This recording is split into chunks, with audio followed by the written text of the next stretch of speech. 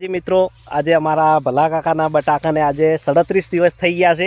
અમારા બીજા બટાકા કરતાં પણ બહુ ઓછા દિવસમાં જો બોર્ડનો વિકાસ જુઓ અને આ બેઠક જોઈ લો. 37 દિવસમાં બેઠક.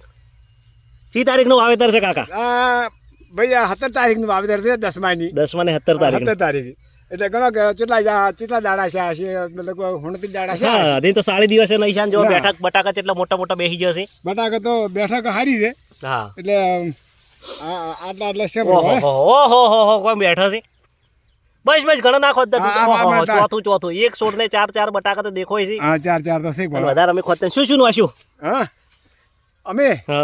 અમે બાળો સલ્ફેટ અને ઉમિક થી શું કે વધારે છોડે નહીં અને સલ્ફેટ નાખે તો પછી બેઠક એની બરાબર આવે. હા, ટોટલ કેટલા કટ્ટાનું વાવેતર છે? 80 કટ્ટાનું વાવેતર છે.